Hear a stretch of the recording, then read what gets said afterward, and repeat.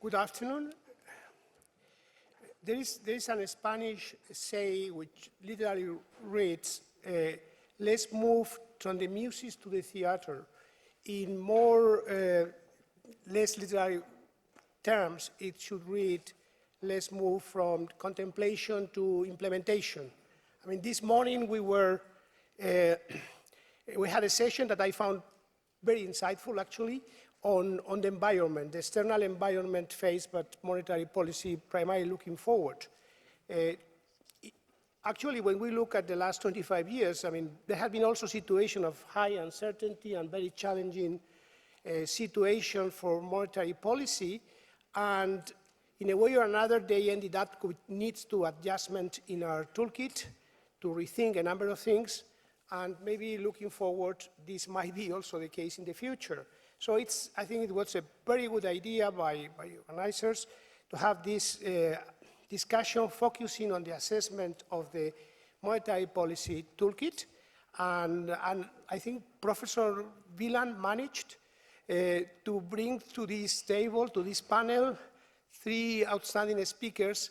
The three of them combine two elements, which I think are the mix of the two are extremely desirable for the discussion today. They had a very strong academic background, with actually important from that contribution to our profession, but at the same time, they have been really insiders in policy making. So that's the mix we have today, and we have, I mean, I'm sure that the discussion is going to be, as this morning, extremely insightful and also helpful to us, to policymakers, in the forthcoming review of monetary policy. We are going to organize the discussion to the extent possible in 3 rounds.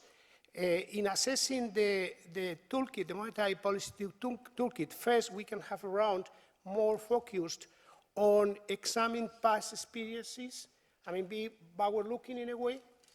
In the second round, we are going to focus more on the present, the risks to the existing instruments, and the potential adverse effects associated or side effects associated to them. And in the final round, the more challenging one is looking ahead in the current environment and how we should use the toolkit. Okay, starting out with the first round, and it's worth remembering also that in the 2021 strategy review, it was decided to confirm new instruments as part of the toolkit, like asset purchases, long-term instruments in financing, and also forward guidance. So maybe for the first round, and focusing on these instruments like forward guidance, or of course, purchases, the way they have to use in a more asymmetric way in terms of easing or tightening, or in forward guidance, I mean, state dependent, or what modalities you feel could be more relevant for the future, or no forward guidance at all. I mean, that's the kind of things you may wish to discuss, and we'll start out with Axel in the first round. The floor is yours. Thank you. Thank you, Governor Escrivá, and it's great to be back. Every time I look at this ECB Watchers Conference, I have a sense of déjà vu. Reminds me of the first one in 1999, which was in the Commerzbank auditorium. Very similar setup in terms of seating.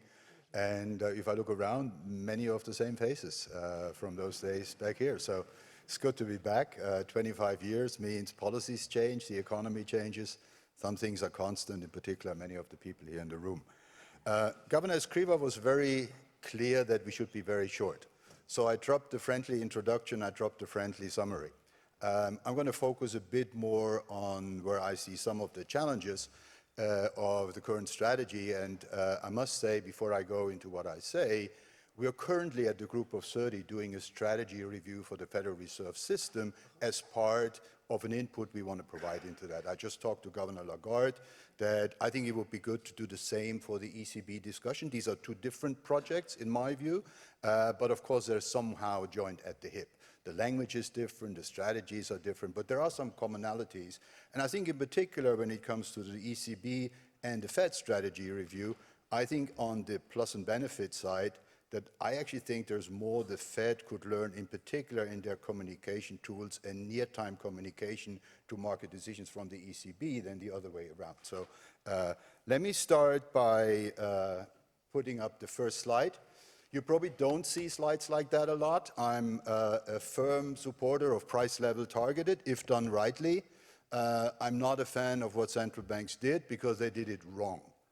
You're going to see the history of the ECB in terms of the level of consumer prices. And there are three distinct periods that I've drawn in here. The first one is when Governor Wim Duisenberg or Governor Trichet could, at the end of their term, make the joke that I was close to target over my term of office, inflation was 1.99%. He was actually saying I'm a price level targeter. Because what happened is that blue line from the start of the single currency being introduced in 2022 in terms of the euro as a currency is the straight line where you would have been if each and every month inflation would have been 2%. Now, Governor Lagarde said rightly so, that's not a policy target and it shouldn't be to be on that line each and every month. But how close you are to that line tells you something how close you are on average to the inflation target. And then there's two distinct periods. This one is not the term of Governor Draghi, but it's the term before the pandemic, where basically the ECB, in particular at the start, where you see that roughly is the series in 2015 indexed at 100, that line dipped below the 100 once or twice in the early years, so there was this perception that there is a deflation risk. Actually, over this period, it was more a subpar inflation rate, more averaging 1%, which is half of the slope of the blue thick line, than 2%. So during that term, the ECB policy was largely focused on preventing subpar inflation below the target. And then there's this period where things got out of whack, and they got out of whack in two phases. The first one is, if you look at the level of prices, at least in the first few months after that break, and that was the pandemic and the recovery from the pandemic. You remember the ECB and the Fed, but in particular the Fed, was trying to run the economy hot, and they seem to have forgotten that the flip side of the same medal of running the economy is hot, that you risk running inflation hot. And that got accelerated, which is the second line, when the war in Ukraine happened. That really accelerated the steepness of the decline. And you can really do whatever time series statistics you want to do. Those data points between these regimes, they're from a different sample than the data points before. Now, I'm being somewhat critical of why we got into this excessive inflation period, but I must give the ECB and the Fed a 5 out of 5. For once they actually got on top of that and started raising rates, they really got back in control fast, and they did a great job in controlling inflation again. They did a less great job in letting inflation get out of control, and I think that's something that the strategy review should focus on, because I think it was a policy mistake and you want to avoid it.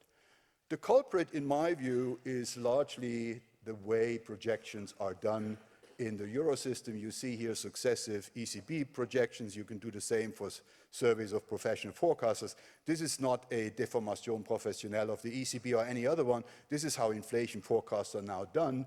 And if you translate that into my world, where I look at the level of prices, you can start to see whatever projection was done, the slope of the line had roughly a 2% long-term slope, which basically meant 2% was the answer to whatever the question was. I think the major problems in that are threefold. First, I think in particular the Fed system of average inflation targeting was an ill-designed policy framework. It basically meant deliberately tightening monetary policy too late. This was by design. Basically, the Fed didn't take into account that there was a break in the inflation and price level trends when we got out of the pandemic because of a 25% of GDP stimulus funded largely by a 25% augmentation of central bank balance sheets, and paychecks sent to households meant you had income without the production that goes along with it. That meant on the supply versus demand side, you had a real gap opening up there, and I think they misunderstood that that would have inflation implications. I think the biggest blind spots in that period of time was basically a built-in recognition lag by looking at inflation and inflation only to really, I think you could have spotted earlier that prices got out of whack.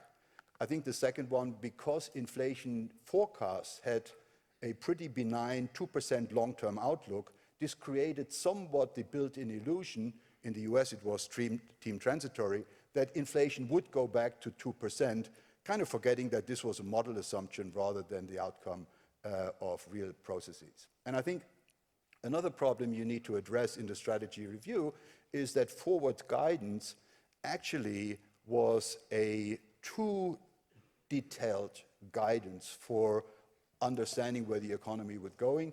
And I think that the second mistake that I felt the ECB and others made at the time, by committing to ending balance sheet policies before they would move rates, basically lost another few months. So we lost a lot of time in getting on top. We actually did. If you look at the Fed, and this is where I'm going to just be very clear, the Fed had a different problem. Unlike Mario Draghi and his ECB, Fed inflation at PCE, but also at CPI, was running close to 2% before the pandemic.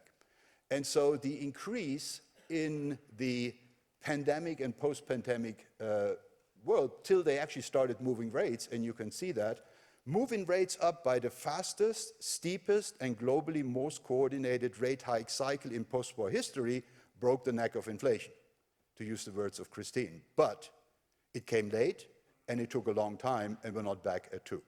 And that's sort of something you need to focus on.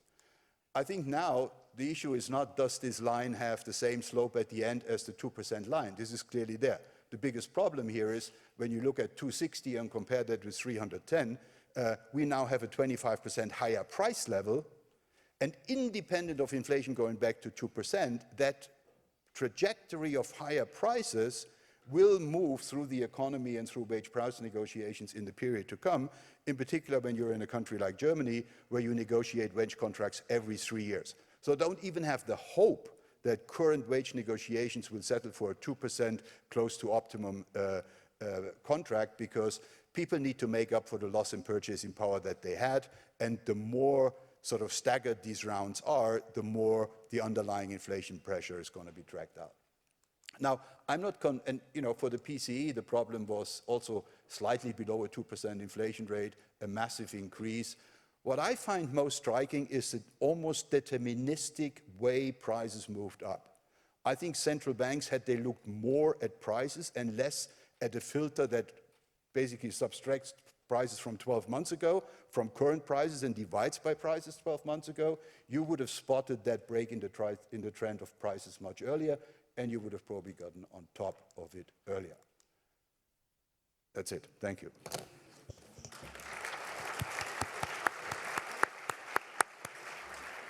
Lucrezia.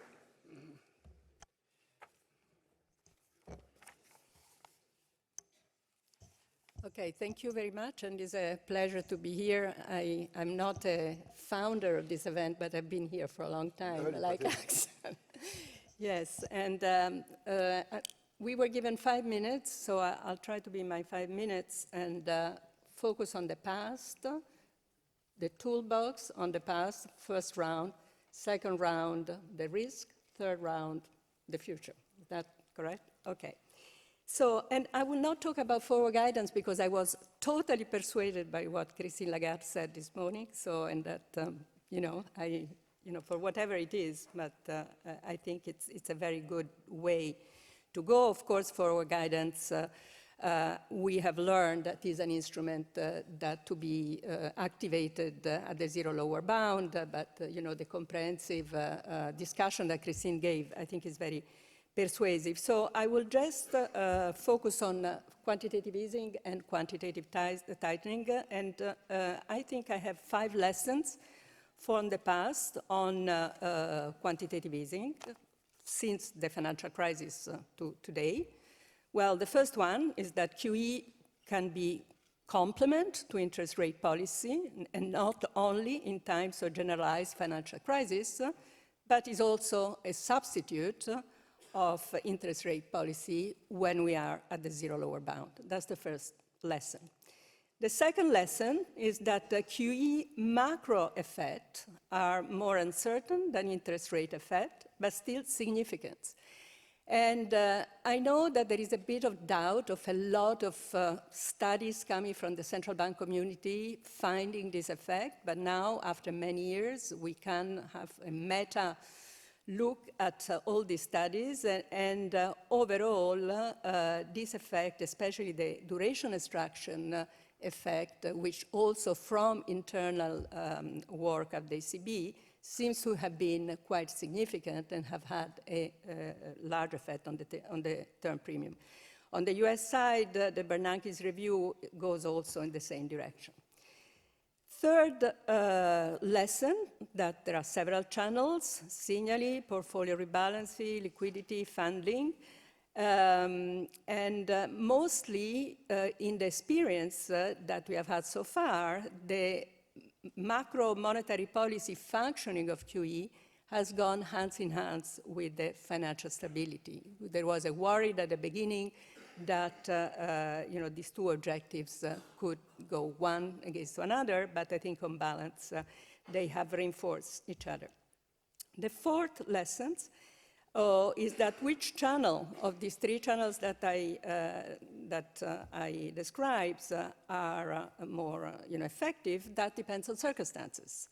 So, for example, these portfolio rebalance effects work better when arbitrage conditions do not work, and this is typically the case in distressed markets. But, as I mentioned, there are also effects in normal times. It's just that they're different kind of effect and the size is different. So I think it's nice to have all these tools in the toolbox. They need to be activated depending on the circumstances, and I think it would be very non-advisable to ditch them. So first lesson, don't ditch anything. Now, QT, what have we learned? So the history of QT is shorter, so there is less evidence, but I think there are three lessons. One, that it seems that it has worked as expected, steepening the yield curve, generally tightening financial conditions, but as expected, QT is having a smaller effects than QE, and there is a fundamental asymmetries which is motivated by three things. First of all, that it is implemented away from the zero lower bound, so interest rate is the primary tool. The second is that the path is announced, so it is predictable, so it is priced in the forward rates, so we will probably see it in the spot rates, but it is priced in. That doesn't mean that there is no effect, but. And the third thing is that it is implemented in situations of no financial stress, and we know that the QE is more effective in situations of financial stress. The second thing about QT is that QT has probably a larger effect on funding, and we are seeing that as QT gets into operations, banks shift liquidity, they buy treasuries, so which has possibly some risk to be monitored in terms of liquidity risk and also possibly effect on lending. The third thing that I want to say about QE is that the financial stability risk of QT really depends on what is the operational framework. To the extent to which we are in an ample reserve operational system, then so unexpected changes in the demand of reserves and combined with the decline. With the QE implementation should have very little effect on interest rate, unless, of course, you get things wrong, and this has happened, for example, in the US in 2019. So this will be my lessons, and I will stop here and talk about the risk in the second round. Adrian.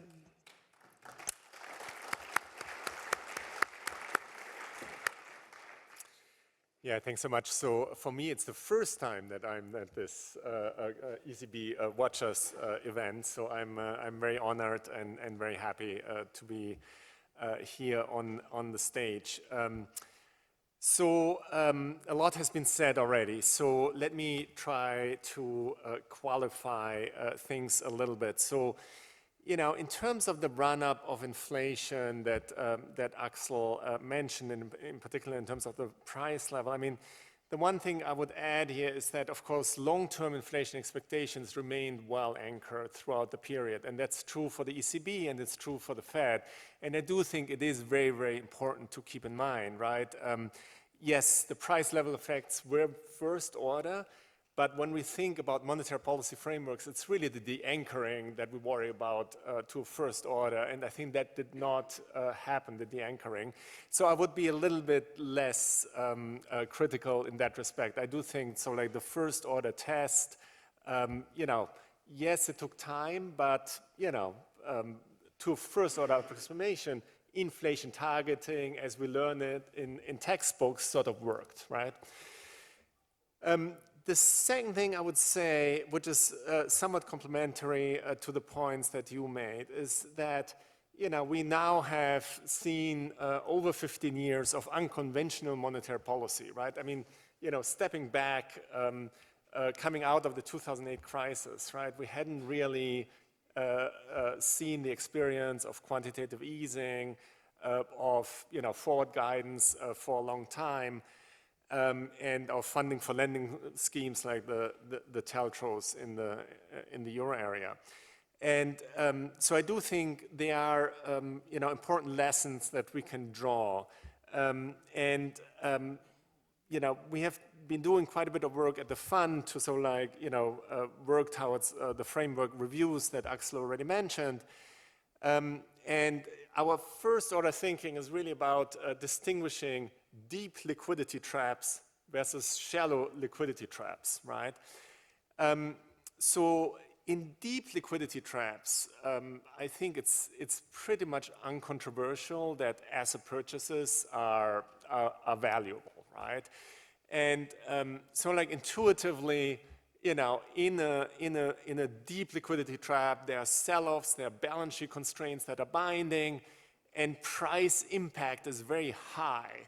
So central banks purchasing assets can ease balance sheet constraints of the private sector and can have a lot of bang for the buck because price impact is high. And you know, I don't think the profession has much of a quarrel with that. So at the fund, we've been doing quite a bit of work to do this sort of like quantitatively in macro models, and I brought 2 slides. So this is my first slide. You know, this is sort of like in a fully fledged macro model with market segmentation and price impact. You know, so that sort of like balance sheet policies are meaningful. And basically, you know, in a deep liquidity trap, you know, asset purchases do make a difference. You know, is it quantitatively large here? You know, it doesn't, oh, sorry. Perhaps move to the next. Oh, I have the thing here. Okay.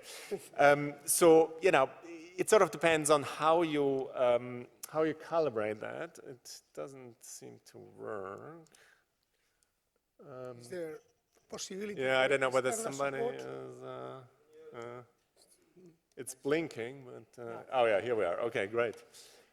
So this is, you know, fully fledged DSG model with market segmentation, price impact, so that asset purchases are meaningful. And yes, you know, this is sort of like calibrated to, you know, roughly, you know, the magnitudes of the euro area or the United States. And so like in a deep recession, doing QE, you know, helps. It has positive impact in terms of output. It gets inflation out of the trap more quickly.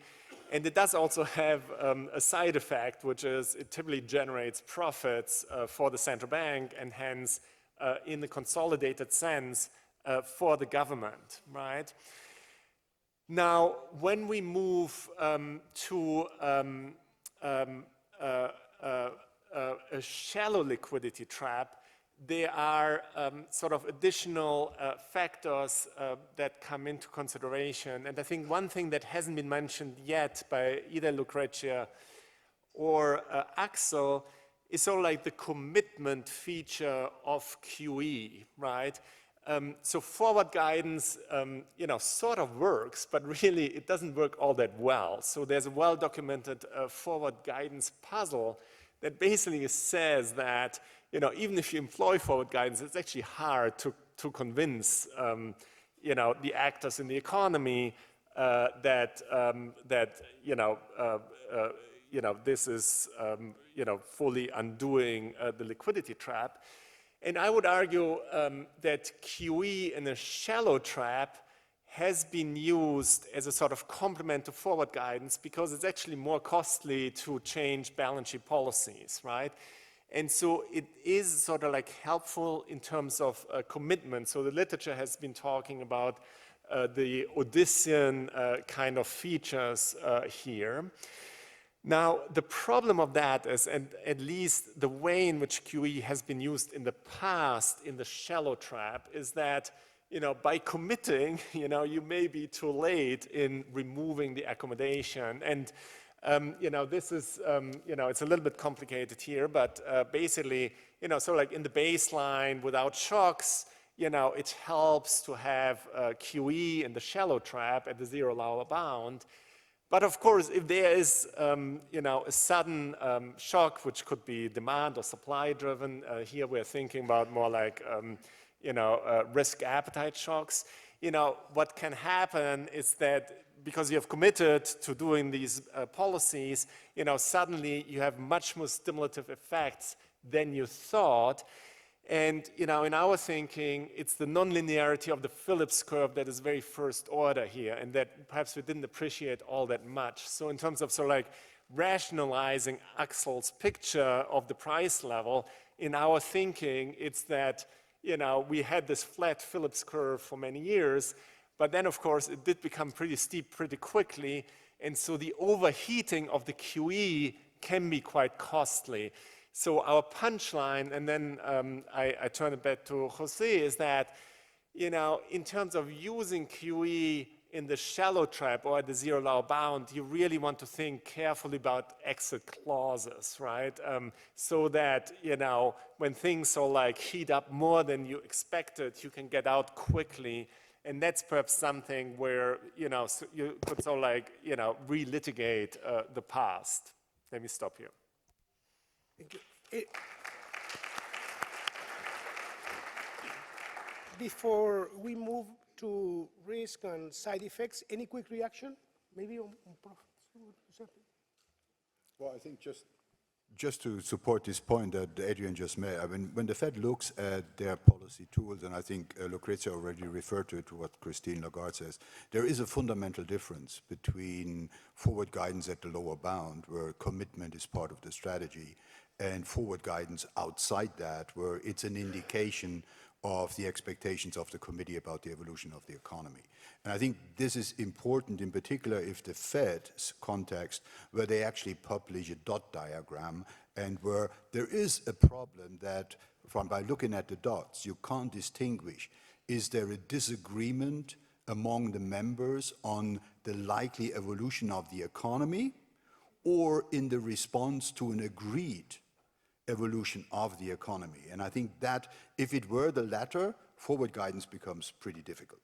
If it's the former, I think, working more around transparency and immediately publishing the forecast at the committee meeting rather than 3 weeks later would be hugely helpful in the Fed context, because then you look at the SEP, you see what the economy, how the dissent was there, and then you understand a bit, is it really a different path of the economy members have in mind, or is it a different policy recommendation based on a mutual understanding of the past? And I think that's important for forward guidance.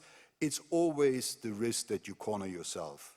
And if cornering yourself is the price of forward guidance, it can be huge if you run it up in a period like March to June, where the Fed had moved and the ECB wanted to phase out that last triple of purchases.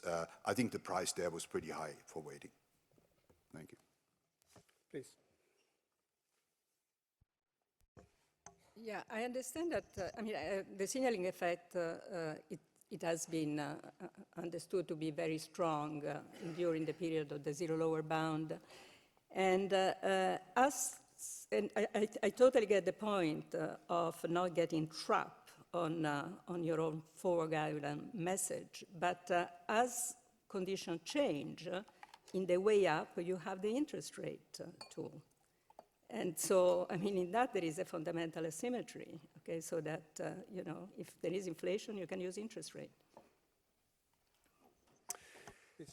Yeah, so let me get to the risk part. So I think the logic that I sort of explained, when you think that through, I think on balance, we are more sympathetic towards negative interest rates than I think we would have been 15 years ago or so. So, if you think so like about the balance of, doing a little bit more QE or going more negative in terms of interest rates, I think we would be leaning more towards going negative in terms of interest rates.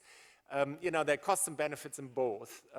But I think on balance, we think that that is probably more important. Now, of course, there are large differences in the financial systems, and that has to be taken into account. But still, so like on balance, I think there's our view. In terms of, getting out, I think, of course, you can unwind QE, you can raise interest rates, absolutely. But it is a little bit the mindset issue as well, right? At the zero lower bound, the focus had really been about getting inflation back up. And once inflation moved up, people were sort of happy, right? And I think it is, thinking as much about aggregate supply shocks as demand shocks that is really where there's some rebalancing that is needed, right? We all know there's supply and demand shocks, but I think the frameworks were very much, calibrated towards the shortfall of demand. And I think in the framework reviews now, there's much more of thinking about, thinking as much about supply as demand. So, in retrospect, I think, you would certainly, want to rebalance to some degree. But I think, it is this, the sort of risk of, overshooting due to the combination of the unconventional monetary policy and the non-linearity in the economy, right? So if the Phillips curve had been flat, the picture would not have emerged. And it's only over time that sort of like this non-linearity became apparent. That is a little bit of the challenge, right? We calibrate frameworks to what we have seen in the past, and it's hard to imagine the kind of non-linearities that could emerge in the future. I think that is the fundamental challenge. And I think now we'll redo the framework and we'll calibrate it to the recent past. But there could be additional non-linearities in the future that may become important. I have a remark on that because it's not clear what we are discussing about. If we are discussing whether the central banks were late facing inflation, that's a set of questions which are, in a way, they're not immediately dependent on what are the tools that we have to face inflation. Let's assume it was all aggregate demand. Let's assume that the central banks were late. Were they late because they were using QE, or were they late because they were late?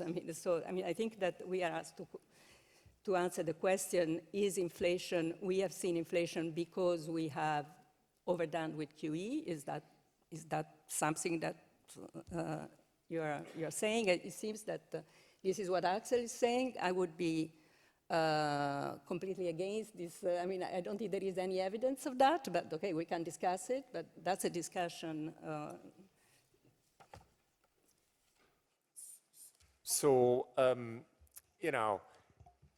I do think that it's there are two interrelated issues, right? So one is the framework, which is, the framework was very much targeted towards thinking about the shortfall of aggregate demand.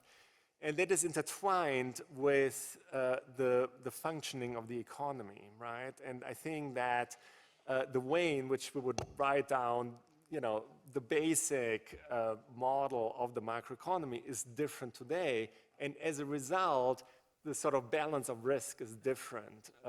So, the two things are intertwined in my view. Okay, shall we move to risk and side effects, Lucrezia, of the existing instruments? Well, let's have risk. Okay. He's the risk man. Okay, Then go ahead. So I think, we already discussed a little bit about the risks here. I think it's really, in sort of like practical monetary policy making, right? I mean, we always think about the baseline, and then we think about the risks around the baseline. And if we are thinking about the past relative to the future, I do think that the distribution of risks has changed. The way we think about the risks in the future has changed as we have sort of like appreciated the relative magnitude of shocks differently. So, I think nowadays, supply shocks are much more of a concern, and so like practical central banking. And then in terms of the kind of nonlinearities that we have to think about in modeling, right? I mean, I think everybody starts with sort of like linear forecasting models, as Axel pointed out, but clearly it's the nonlinearities that are the challenge in practice. And, I think prior to the 21-22 run-up of inflation, much of the nonlinearity was about financial stability considerations, and the labor market has become more into focus. In terms of quantitative tightening, and Lucrezia already previewed some of the thinking here, I would say that quantitative tightening is a little bit less fragile because it's typically done in times of low price impact, right? So that, to date, I think it has been relatively neutral in terms of, asset price movements. The exception here are, of course, financial stability events. And, in the UK, we had this LDI event where there was, a big unexpected fiscal shock that did trigger financial stability issues. And I think the Bank of England was sort of like very skillful in terms of, temporarily pausing QT in order to restart QE temporarily to relax financial stability concerns while sort of, keeping the path of policy going forward more or less anchored. And I think, sometimes financial stability concerns do come in, of course, in the deep liquidity trap, that's typically the main motivation, but even in QT, there can be episodes where you have to readjust.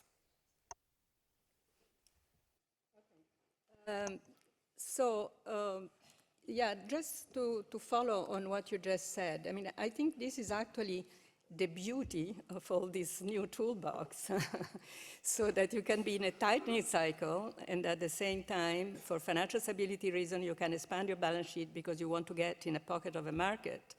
And this is the brilliant experience of the Bank of England. So now you have two tools. And this is actually, to me, the big overreaching lesson of the last 15 years is that with interest rate and reserves and with the system of ample reserves, so where you are in the flat part of the curve of the demand of reserves, you can actually move the quantity of reserves without having an effect on interest rate. So you have two instruments, and therefore, you can chase two objectives. So, this is a game changer. Okay, so with respect to the old days, I mean, everything has changed. So in this discussion, the discussion of the operational framework is actually key in where we are going. And here there are some differences between the euro area and the US.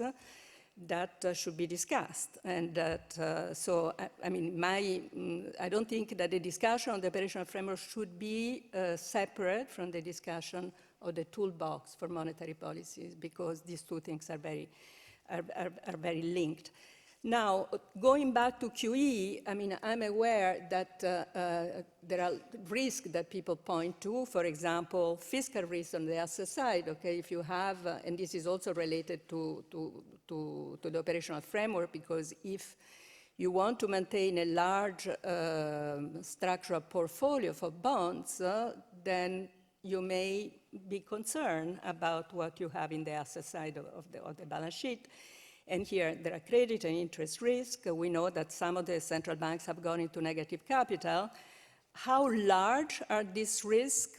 Well, of course, I'm Italian, and I always think that fiscal risks are not very important, but we know that for central banks, actually, and also for the calculation of the IMF, which had a very nice paper in which looked at all this fiscal risk and the time profile, seems to be temporary. So now we are going to make money again, so it's a new cycle. And so the point for the euro area, however, that we are really talking about distributional risk across countries. And so, we really have to say, what are we really talking about? We're not really talking about temporary negative capital. We are talking about distributional risk.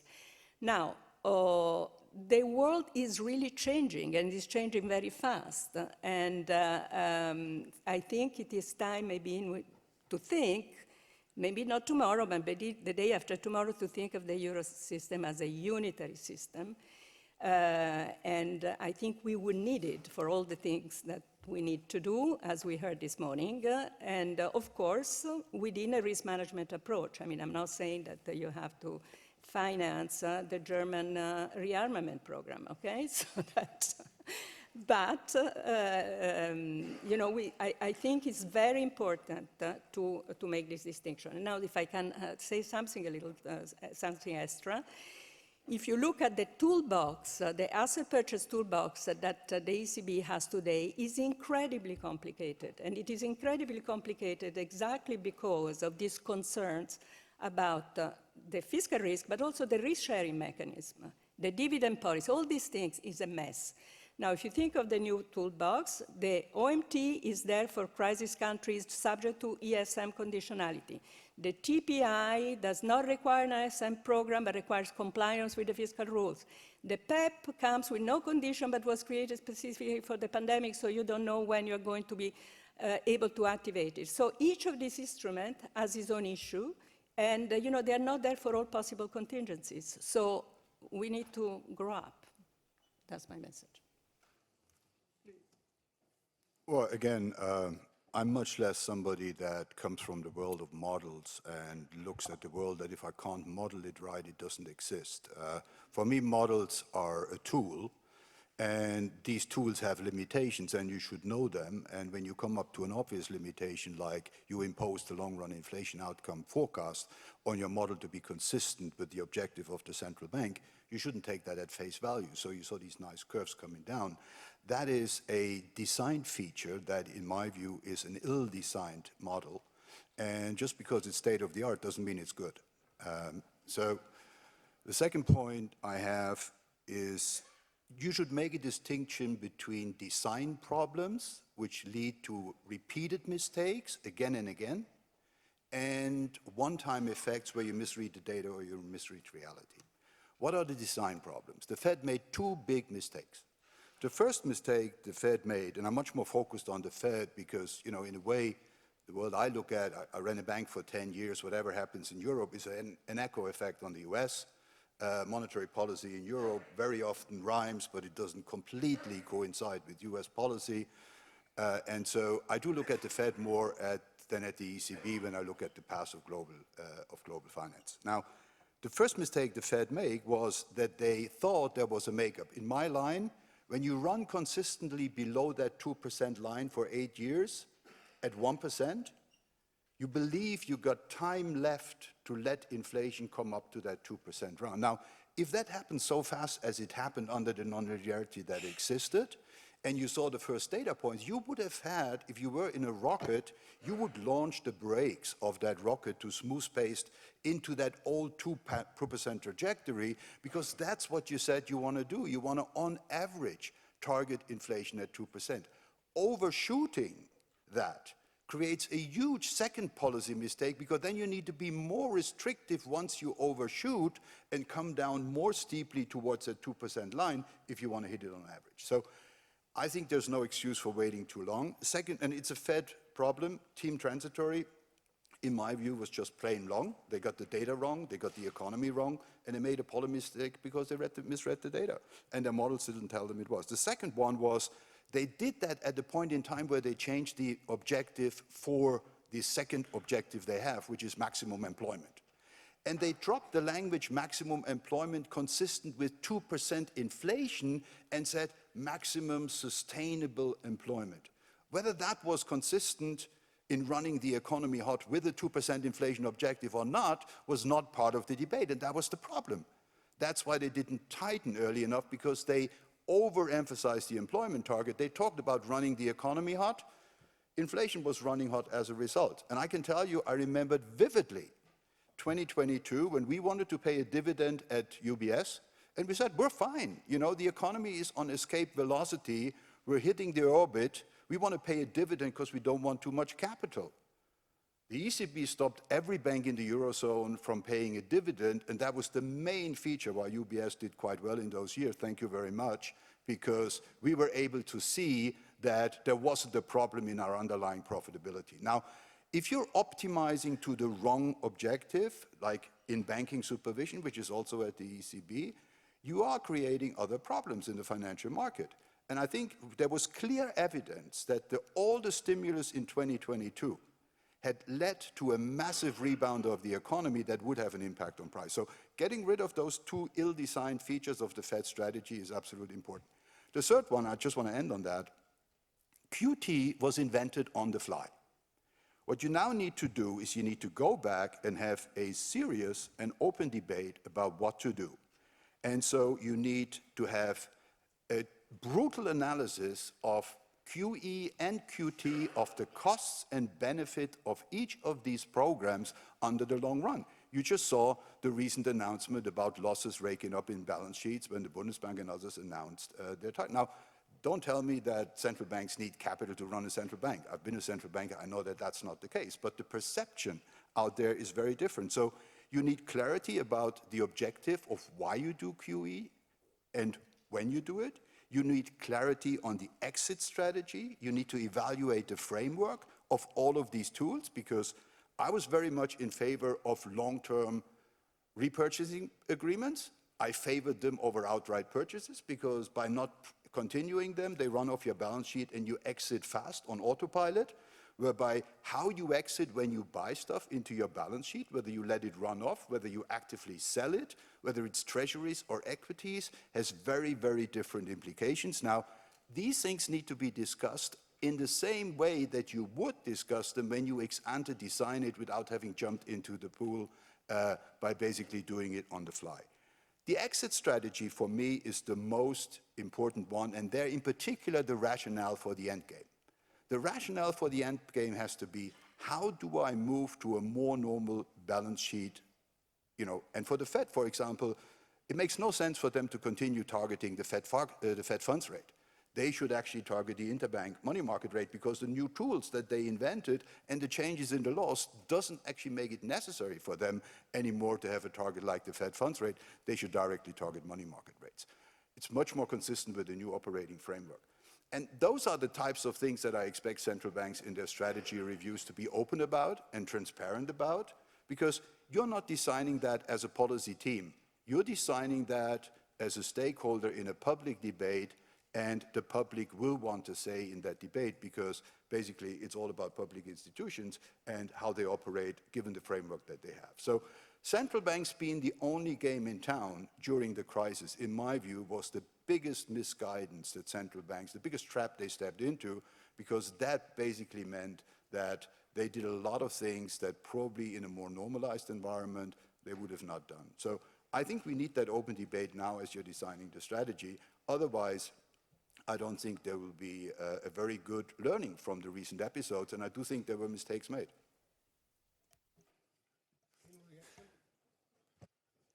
Yeah, so in terms of looking forward, I think this is the question right now, right? So looking forward, so, you know, we do need to, so like, He was already looking forward. yeah, I know, but I just wanted to remind everybody about where we are in the discussion. So like, you know, what are the lessons from the past 15 years or so of using both balance sheet policy together with interest rate policy? And, you know, our assessment is that we do want to sort of like recalibrate the costs and benefits to some degree.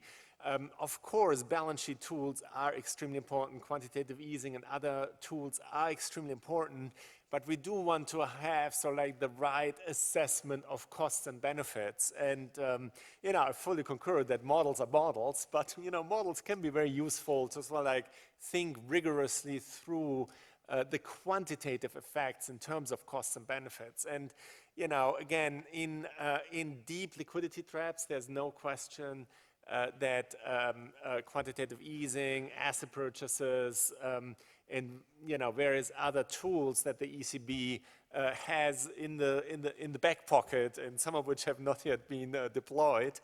You know, I think they're absolutely fundamental and important. But you do want to sort of like have the right assessment of the risks, in particular when you know asset purchases are tied to commitment, right? And, you know, in our thinking, it's the escape clause that is so important, right? So, yes, you do want to do, you know, quantitative easing. Perhaps you want to do it in a shallow liquidity trap, but you do want to sort of like have the right escape clause. I think this is, you know, one of the first order lessons. You know, I fully concur as well that the operational framework is key, and you know, the new framework that the ECB rolled out, we think is quite appropriate. You know, it's essentially you know injecting liquidity in a way that should preserve market functioning while allowing these two tools to operate. But you know, it is the assessment of you know, when do you need to get out and how much sort of like pre-commitment do you want to have to being able to get out quickly? You know, moving the long end and the short term of the yield curve, you know, which is one way to think about QE versus more traditional interest rate policy, I think is extremely first order and very important.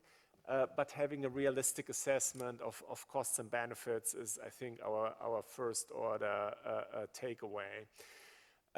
You know, finally, in terms of the portfolio going forward, you know, what is so like the right approach? I think there are a number of considerations that can come into place, and you know, I do think eventually, even with QT, you will restart QE, you know, to some extent to keep the balance sheet at the appropriate size. And, you know, what exactly that size is, I think is also something where we need to have a little bit more debate. And the composition. No, I think it does make a lot of sense what you say, because I don't think central banks will go back. I remember when I was at the ECB, the balance sheet was around 780 billion. It's sort of was 7 trillion in between. It's now, I think, going back to central banks being a much more central part of markets is just something that has been, in my view, evolving and is very hard to reverse. So central banks will have to play a much more role. But, you know, the risk is if that morphs into being a put in the market every time the market moves in an adverse way, that will be wrong. So you need a very clear framework around how you provide that long-term liquidity in the market and how you backstop the market. I, for example, am very convinced that these public backstops that the Bank of England have created around constructive clarity about non-banks using some of these facilities are very, very important as a backstop in the market. Now, you need to look at that as a potential tool in crisis, so it's on the shelf.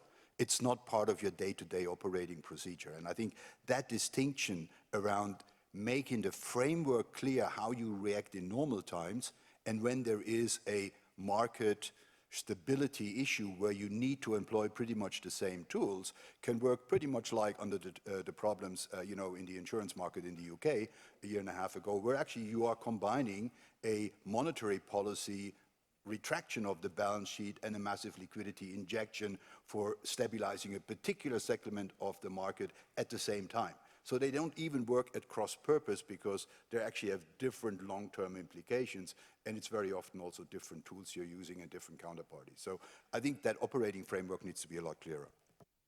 Yeah, can I just come back on this point, which I think is very fundamental. So, you know, by moving to the floor system, I think this is exactly a way for central banks to be able to inject liquidity in times of, you know, severe sell-offs without undermining the stance of monetary policy. And, you know, I agree that it's hard to see how to go back to the previous operational framework.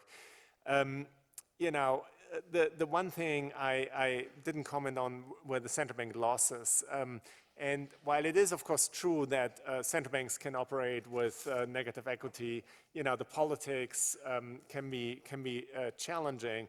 From a welfare point of view, of course, you wouldn't want to look at the balance sheet of the central bank in isolation. You would want to look at the more consolidated government and ultimately, of course, the welfare in the economy. But you know, typically losses generated by QE when interest rates are rising, you know, are of course offset by gains to the macroeconomy and ultimately the treasury, you know, in the times when the central bank purchases are being made. So when you think about the cost benefits, you really want to take into account, you know, the positive boost to aggregate demand and ultimately the gains in the finance ministry in those times and balance that against the losses. Of course, in practice, it's difficult because those gains are foregone while the losses are here. And, you know, when we look at the history of central banks around the world, you know, some of them were recapitalized, others were not.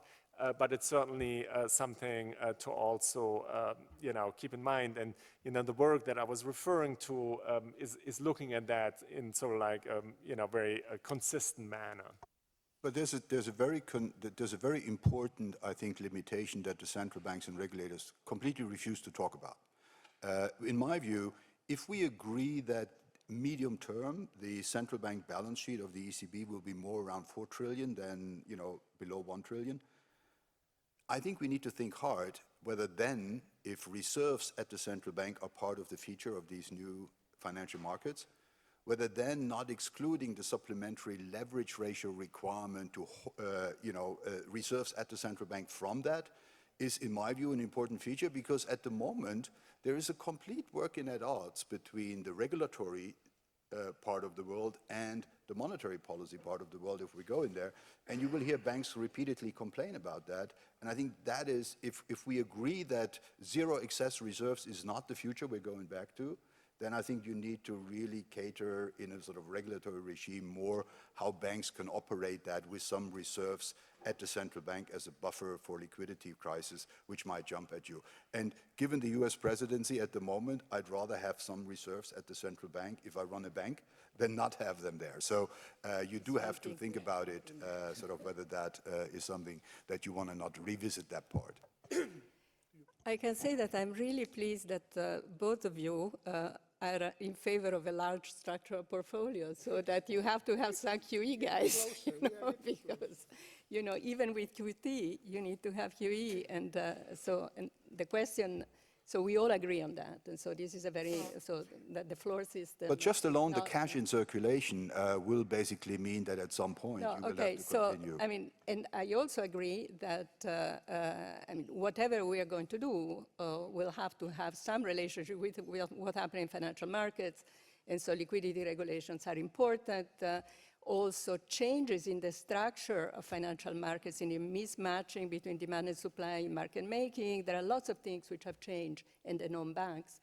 So I think, you know, you have to have your eyes open and adjust the operational framework with respect to these changes. Now, there is a question, however, whether you want to stay on an ample operational framework or a scarce reserve operational framework. And I see from the speeches of executive board members and the governing councils that there are differences here. And so I frankly think that the US system is quite robust. There is a very strong financial stability motivation for having that ample liquidity.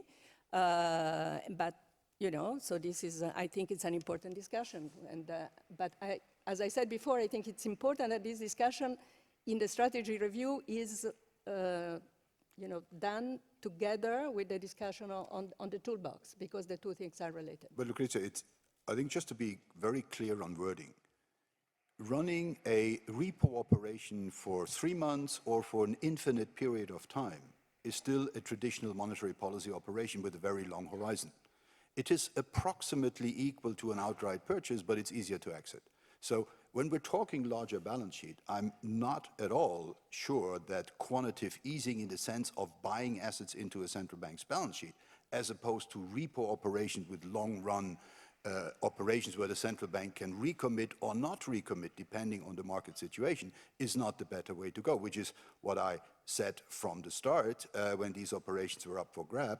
An outright operation where you are actually de-risking banks by buying assets off their balance sheet combines a regulatory intervention with a central bank intervention. And I'm not sure whether the more pure version of that, simply to provide the liquidity but to not do a risk transfer, isn't better and would have come at much less long-run costs for the central bank system. I mean, it depends on the shock, right? I mean, when you think back, when you think back of March 2020, right? I mean, central banks started to do repo operations and it just didn't do enough, right? So, if the shock is so large that, repos just don't do the tricks, you sort of have to go to asset purchases, I think. So it really is a quantitative question in the end, right? Yeah, but that's why the Fed had a guarantee by the Treasury for these operations. That's exactly the point.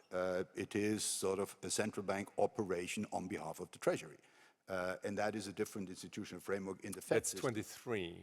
I was thinking of March 2020. I was thinking of COVID, right? So when COVID hit, right, the repo operations were fairly quickly complemented by outright purchases because, the repos just didn't do, didn't ease, enough. You really needed, exactly. In 23, yes. So in 23, of course, emergency liquidity is a topic that is not really part of this panel, but it is extremely first order and it is extremely foundational for what central banks are about, right? I mean, most of our discussions of the operational framework and of the monetary policy framework are about price stability, but of course, the liquidity injection to banks and non-banks is extremely important. And, the ability of central banks to do what it takes when necessary, is I think another topic that, is very, very important, and to what extent you want standing facilities as opposed to emergency procedures. I don't think it's the topic for today, but, very happy to go there if Jose But I think you need flexibility. You need flexibility around it. I can remember vividly when in 2007-8, the fund industry had a problem. The good thing was in most European funds had a parent bank, and so we could run the repo operation into the fund system by doing a three-party repo through the bank into the fund. There were some funds in Luxembourg and other constituencies that didn't have parents, so they got direct access to the central bank. It was an improvised tool. I'm completely aware that in crisis you need to improvise, you need to start things, but once you're back in the normal period, I think a fundamental review of what you improvise and whether you want to improvise again or whether you want to change the rules is very important. In that way, and I completely agree. I think before we move to the lead questions, maybe a question to you or to the three of you. In the last review of the study in 2021, I mean, when dealing with the toolbox, it was simply an enumeration of, just enumeration of the instruments at disposal of the ECB. From what you say, Axel, I tend to understand that you feel that it might be considered to go beyond that and to try to provide more guidance about what we should do with QE, for instance, with the balance sheet, or the relative weight between interest rate instruments versus balance sheet instruments, or the sequence of the tools. I mean, these are very difficult issues because basically you want to keep all the flexibility in the face of crisis. But my understanding from your remarks is that you feel that we should go, for the sake of transparency, clarity, or whatever, I mean, a little beyond of just saying what we have at our disposals. Is that your view? Well, for example, I can give you we didn't have in Switzerland a public backstop by the central bank that was agreed like it was in the UK and in the Euro system.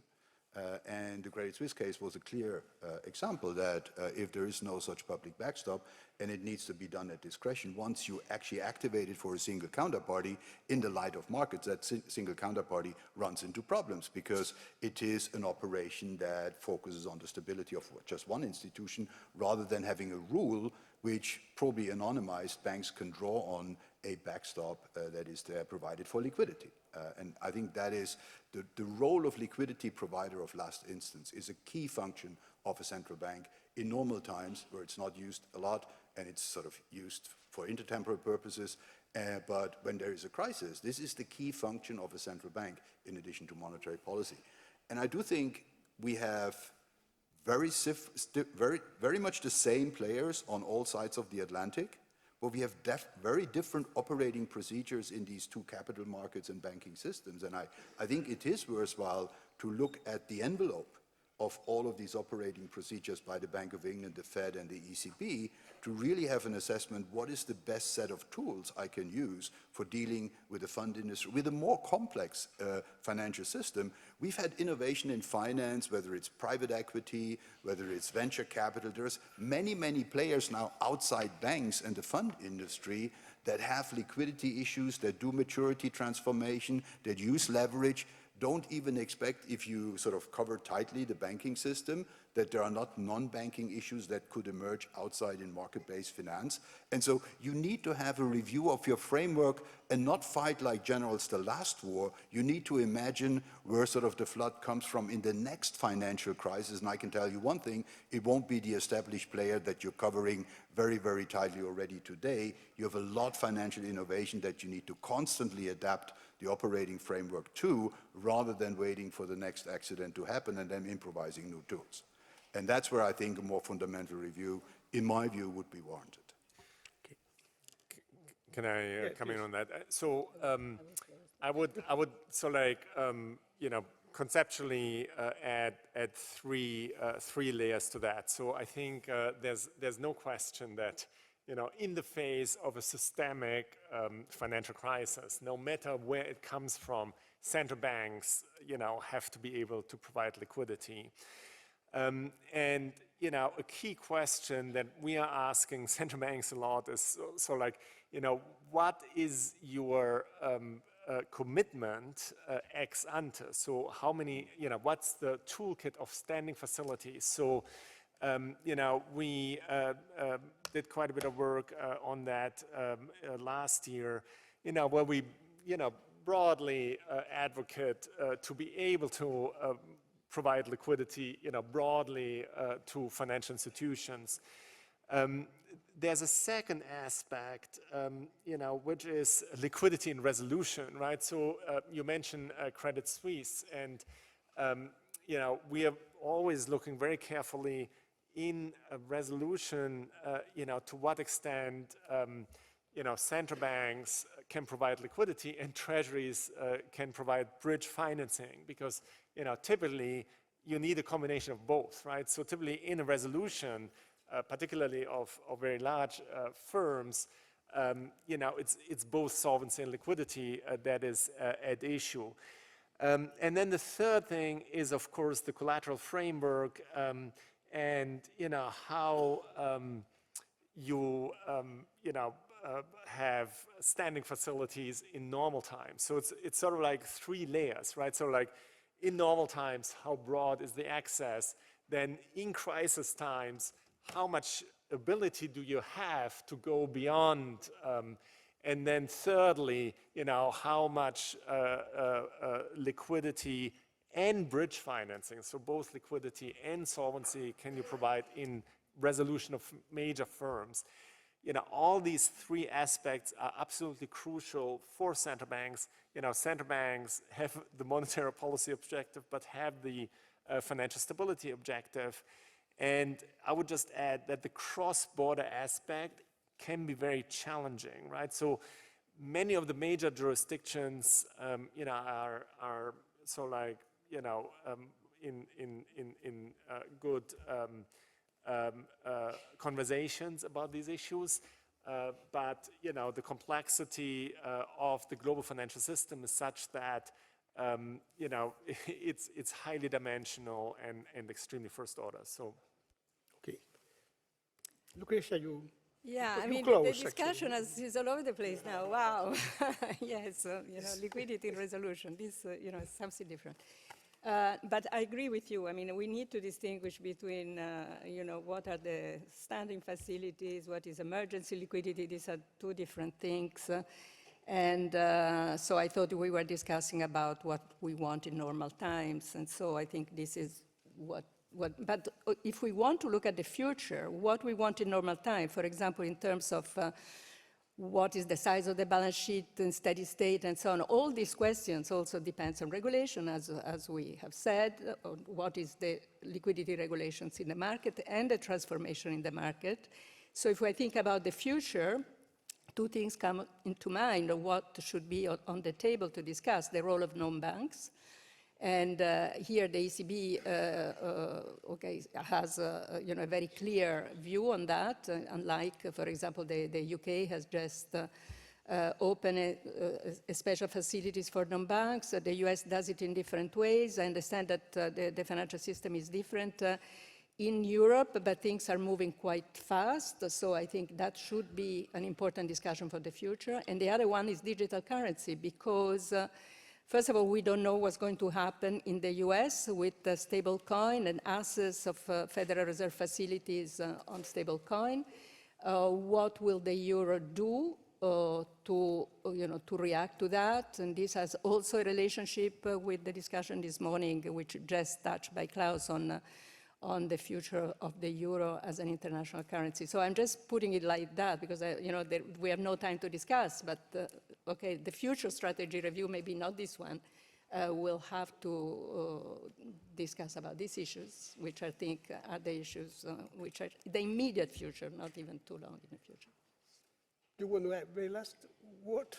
No, I'm very happy to pass because we're getting broader and broader. So.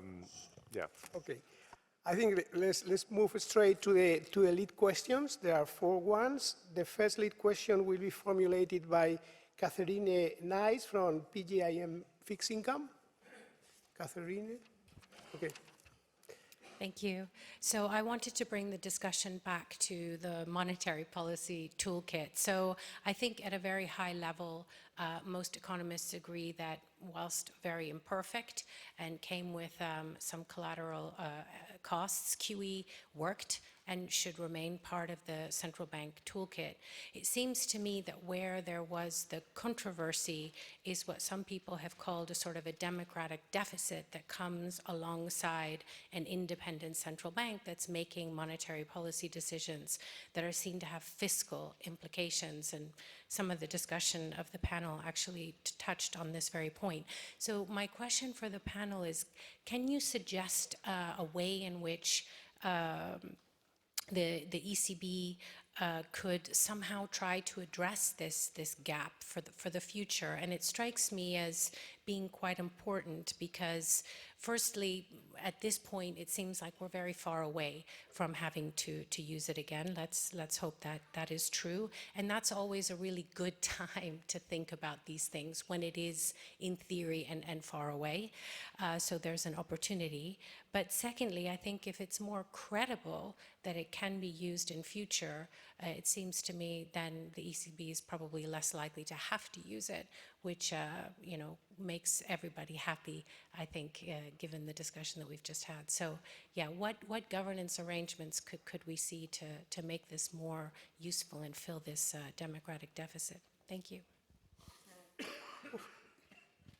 The second is by Jari Stehn from Goldman Sachs. Thanks.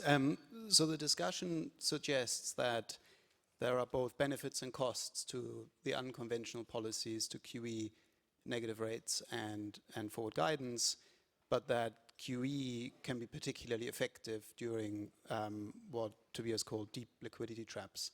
So I wanted to ask, what do you think the lessons are for the ECB for how these tools should be used during shallow liquidity traps, so where you have a negative shock, but there are no disorderly market conditions?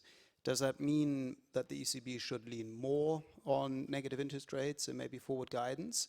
Or is there a role for QE alongside negative interest rates in these shallow liquidity traps because of complementarities between the different unconventional tools? Okay, the third question is by Gertjan Vlieghe from Millennium.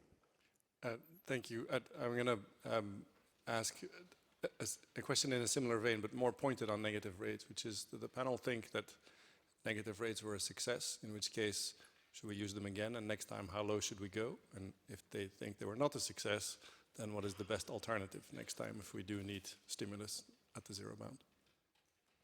And finally, Julian Callow from Rokos Capital Management. Thank you. Yes, my question really is about how monetary policy should be responding in this very uncertain environment, taking into account, of course, the President's very interesting speech this morning.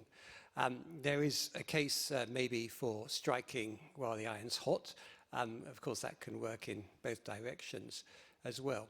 But my question really is, are we putting too much faith in inflation expectations here? It seems like these are the key driver of whether policy should be reacting quickly and speedily or not. Or is that actually felt to be quite sufficient to be looking at inflation expectations across all their many forms here? Thank you.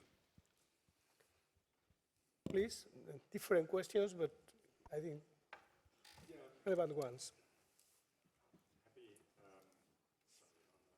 All right, here we go. Yeah, happy to come in. Thanks so much for the very thoughtful questions. So let me address all four, perhaps in reverse order. So on the uncertainty, of course, there's sort of like uncertainty that is outside of the monetary policy spectrum, right?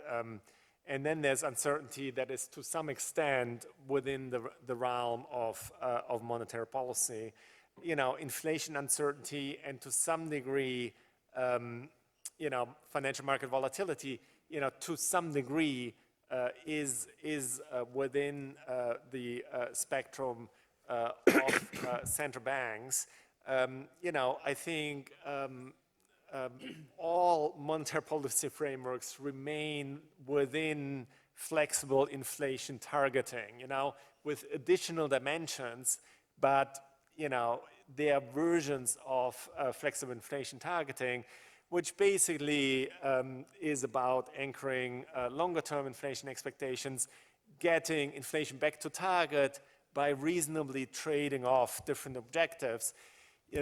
What those different objectives are depends on the underlying features of the model, but endogenous uncertainty, I think, is certainly something that is first order in many models that I'm thinking about. And so in that sense, I do think that the inflation stabilization can also have benefits in terms of uncertainty stabilization, to the extent that this is not outside of nominal uncertainty. In terms of negative rates, I do think that the evidence suggests that transmission of monetary policy via negative rates, worked. We are quite sympathetic. On the margin, we think the cost benefit is perhaps tilting a little bit more towards negative rates. Balance sheet policies, quantitative easing is very important, but we do think that negative rates are first order. In terms of using quantitative easing going forward, it's really thinking about escape clauses, right? So in a deep liquidity trap, you have to do what it takes.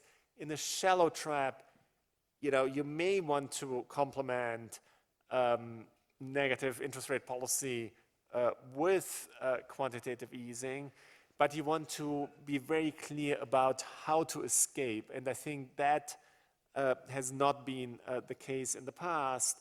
And I think, some of the costs of the unconventional policies we would reassess in retrospect. So they're perhaps higher than what we would have thought a decade ago. So, in terms of the fiscal and, I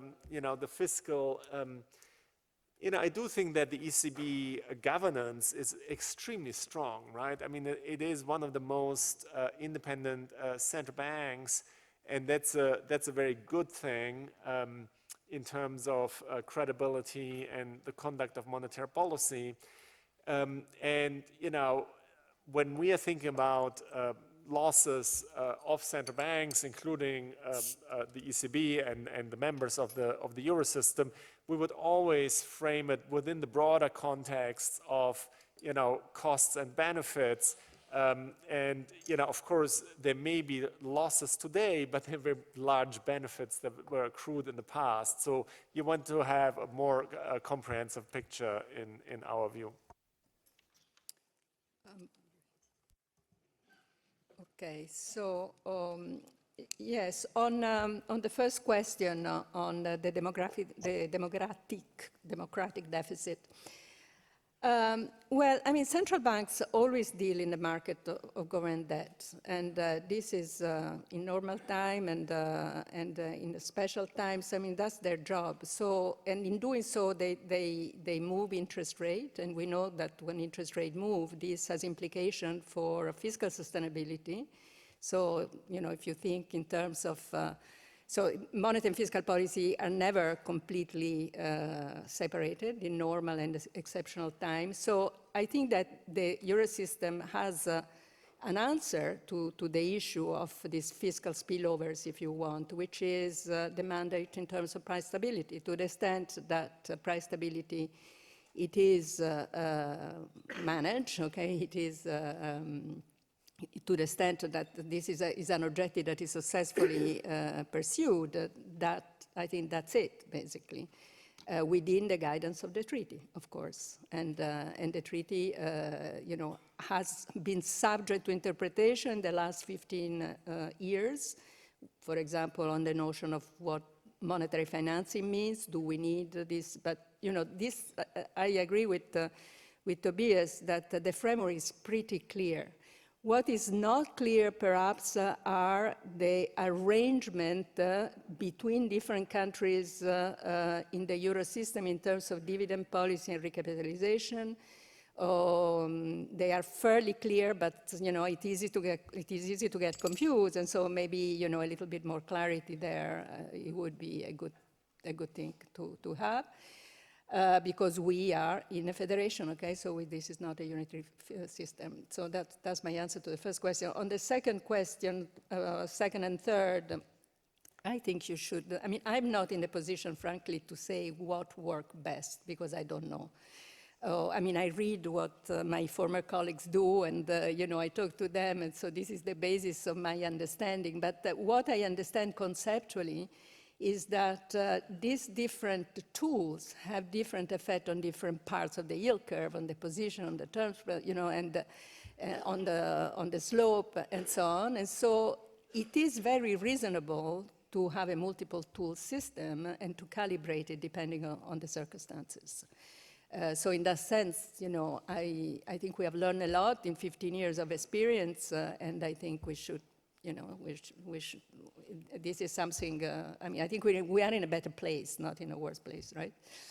The third question was about, these expectations and the volatility, we have no idea what's going on, so what shall we do? I think the framework of flexible inflation targeting, I agree for once that it has served us well. Of course, there is an ambiguity in what we mean by flexible, but I suspect that we will use this flexible part of the FIT creatively in the future, because the shocks that we are likely to be confronted with are shocks which are going to have, which will be a lot of supply shocks, reallocation shocks, climate change is an example, trade frictions and so on.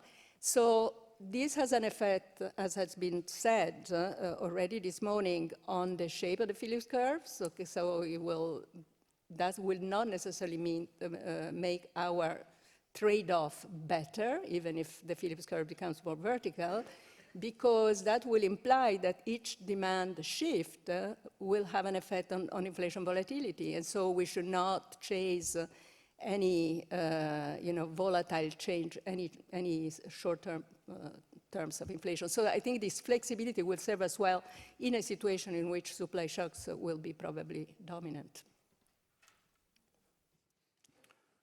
Yeah, interesting 4 questions. Could give a long and a short answer. Try and go for the short. Democratic legitimacy of central banks. It's a recurrent issue. I think it's a complete non-issue. Central bank presidents are chosen by elected politicians under the constitutional provisions of their appointment procedure. So they are democratically elected. The only reason politicians mention that is politicians want to meddle with the central bank. So it's a complete sideshow. And in my view, every central banker who is appointed should consider himself democratically elected. By the way, in the US, only the president is elected. The Treasury Secretary is not. They're all appointed at the president's pleasure and can be sent home at the president's pleasure. The big difference we have, and this is why the issue comes up, a central bank president cannot be sent home at the pleasure of the president. And I think that's an important constitutional achievement that we have with the independence of central bank, that central banks, once appointed, have a mandate for a period of time and serve that mandate and serve that period. And there is no way, if the public or if the president is unhappy with what they do, and Jay Powell made that very clear in his Jackson Hole speech before they started tightening rate, the politicization of central banks is the worst thing we can do. The biggest achievement is to have independent central banks. So this issue keeps coming up. I don't think it is really an issue. So that wasn't quite a short answer, but I think it's an important issue for every central banker. On the benefits and costs of QE, look, we saw the benefits, we're seeing the costs come in, and I do think we need to have a pretty good assessment of these long-term consequences and costs. And that's where I'm very much in favor of a very clear assessment of these potential costs. I think a framework review that leads to an understanding that these are the tools we have on the shelf and we can take them off the shelf, to use the Fed language, if we run into a very similar crisis, is a very, very good tool. For a strategy review to make sense, there should be 3 sets of tools the central bank decides about. The ones that they have used, which turned out to be not as promising as hoped, and they take them off the shelf and throw them in the bin. The other ones that remain on the shelf and get activated if you need them again. And the third one to become standing facilities in hell or high water. This is part of our operating framework, and this is what we use in good times and in bad times. And we don't even need to take a decision to wrap this up because it's just there to be used. I think that would be, in my view, a very good strategic outcome. 3 boxes and put each of the tools in the box that you think is best. I have my own views which instruments should be in which box, but that's not the point. But you need to have these 3 boxes. It's never a credible review if you don't discontinue anything and say everything has worked just fine. That just doesn't sound like a credible review. On the third one, I'm less positive than Adrian is on negative interest rates. I ran a bank for 10 years on the testing ground of negative interest rates, which was Switzerland. We moved furthest down to minus 75 basis points. Clients starting taking cash from the account and putting cash into a deposit box because it came at a less charge than keeping cash on the account. Not a desirable feature of running a bank. Actually, I think what happened with negative interest rates, it really has alienated populations. If you need to pay for the privilege of putting money into a deposit at your bank, that's good for the bank, but it's not good for you. And actually, if you need to pay a client for taking a credit, rather than you get paid as a creditor to give a credit, that's also not good. And the downside of these things are never there when we do them. They materialize when we come out of using these tools and we move to a more normal world. Look at the overheating of the real estate markets when people that couldn't afford it took out long-term loans at very low rates, and as soon as rates adjusted, all the ones that were sophisticated on fixed-term mortgage loans were fine because they had a fixed term, but every fixed term ends at some point, and there is a huge pressure if you have a massive move into unaffordable loans because of favorable pricing to reverse your policies after tightening them in order to make for the next round of easing because it might produce fallout. So just be a bit more cautious, I tell you, with these tools because they have huge incentive effects for everyone implied. And on the last question, I do think that what is important about inflation expectations, and actually everywhere I look, inflation expectations are ticking up at the moment. Now, you need to have two debates. Tariffs, transitory, administrative price measures, you look through them to the degree you can, and I think Christine said all the right things of how to deal with that. But there is the problem that Katherine Mann and others are alluding to. You need to really look at what drives these expectations up at the moment. You need to look in the tails of that distribution. And you are actually seeing that the amount of uncertainty and dispersion of views on where to go forward is sort of more a secondary element, which is very important. I think if you move to a world where not everyone believes that the answer of what is inflation in 3 years' time will give you the 2% answer, and there is a variety of answers, and it actually becomes more extreme as you go to the tails, then tail events that might happen in a more volatile world will have a much bigger impact through these tails than they have on the average of the distribution. So I think when it comes to inflation expectations, the fact that they are anchored, fine, it's better than if they were not, but look at the details, why they're anchored, look at the facts and figures, and I do think there are some at least underlying momentums that we need to monitor very closely to not risk a de-anchoring, in particular if in the light of re-emergence of inflationary pressure, we continue to ease monetary policy into that environment. I think that's where I see the bigger risk. Not that they are still anchored, but they could become unanchored if the monetary policy response is seen as inconsistent with the long-term price pressures that might be building up. Yeah, please. Please. I know we're running over time. Just No, very it's my quickly, fault. I told them to be dynamic and interactive. Yeah, right. two very quick things. So, you know, I do think you have to take a quantitative stance on the tools, right? So it's sort of like, you know, to make the call as to what is the right one when, you know, you need some quantitative assessment. You know, models are models, but without models, you know. The QE works in practice, not in theory. Well, in our model, it works in theory too. So, so I recommend everybody to take a look at those papers. This is one thing. You know, the other thing is that, I mean, you know, monetary policy can't do it all, right? I mean, you also need prudential policy. You know, when you worry about risk taking, et cetera, right? I mean, you know, to sort of say that, well, you shouldn't ease monetary policy because then people take risk. Well, I mean, you need to use other tools like prudential policies, I think. Right? Otherwise, you're not going to, you know, there are just too many objectives for one or two or three tools, right? I mean, We have to open the discussion to the entire audience. We have actually 5 minutes left, but Yes, no, because we started 15 minutes late. So my understanding is that we have, but So maybe then, if we have... Isabel want to If we have 5 minutes left, I'd just like to give one answer to what Tobias just said. I fully agree with you. The point is, it's more a question, it's not a problem for me to go into negative interest rate territory if that is required by a situation. The question for me more is how long do you stay there? And what is the long-run incentives you provide if you make that environment feel like the new normal, as opposed to an exceptional circumstance where you drive interest rate down for dealing with the problem. And I think it's more this new normal perception that I thought by staying there very long, that may have sort of some downside issues. So thank you very much for the interesting panel. I mean, I'm not commenting on the strategy today, but I wanted to make one very important clarification, which is that, I mean, we are currently discussing our monetary policy strategy, which is about the monetary policy stance.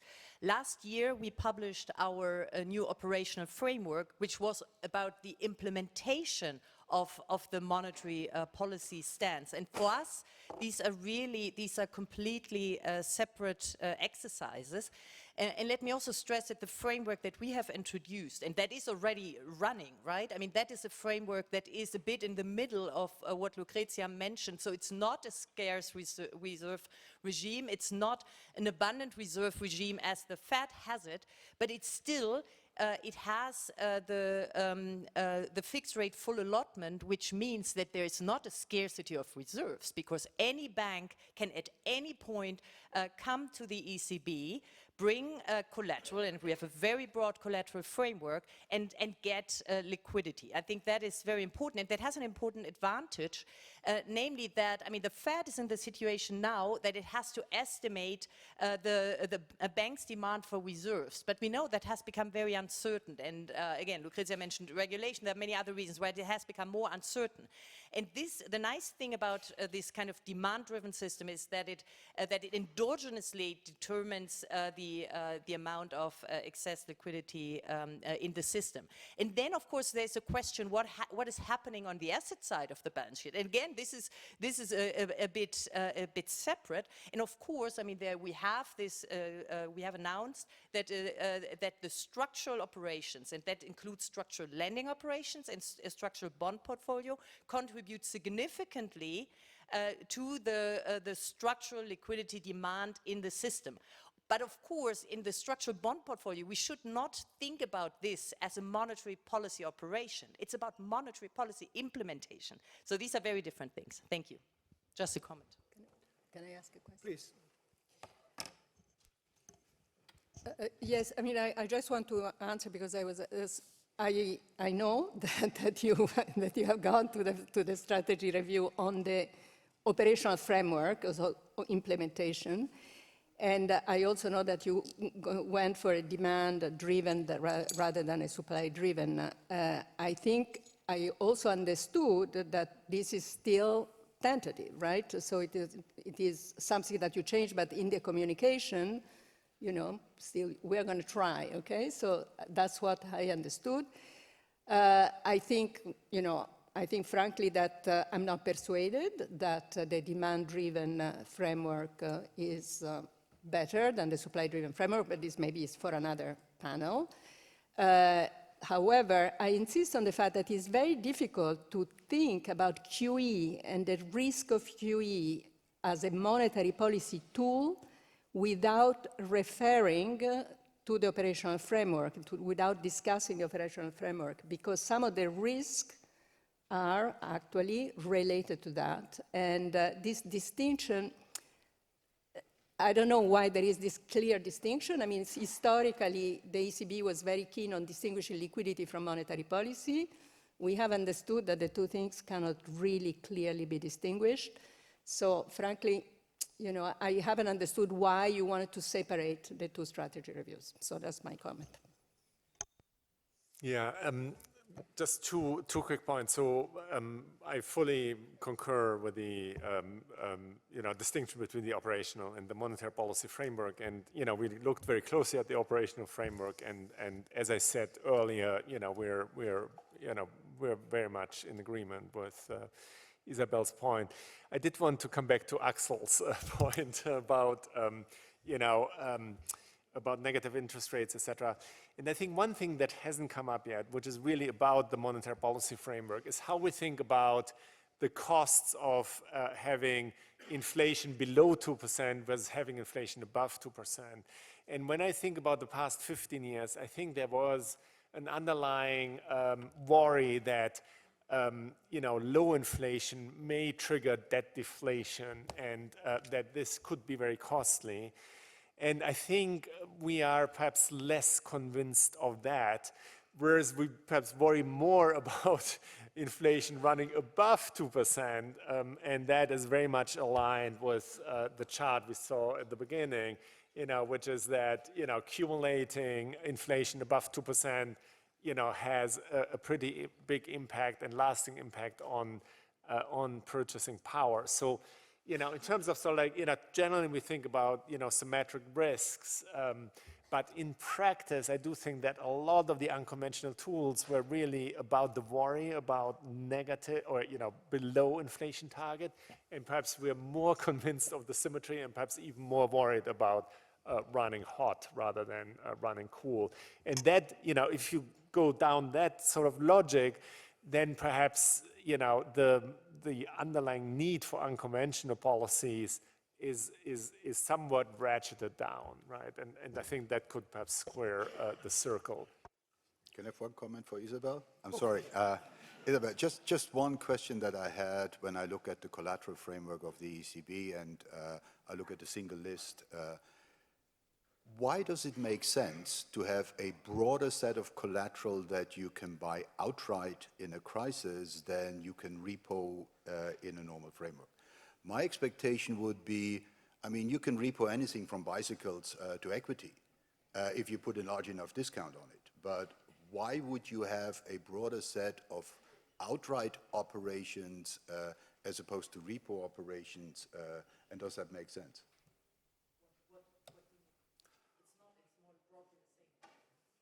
Well, it's not exactly the same. Maybe bilaterally. Okay, maybe we take that offline. Yeah. I think we have to finish because Wolfgang is looking at me. I think we could just continue discussing this for the entire afternoon or even evening, but I think we have to be pundlish. I used to have to. Thank you very much. Thank you very much for. I found this very, very insightful indeed and very dynamic.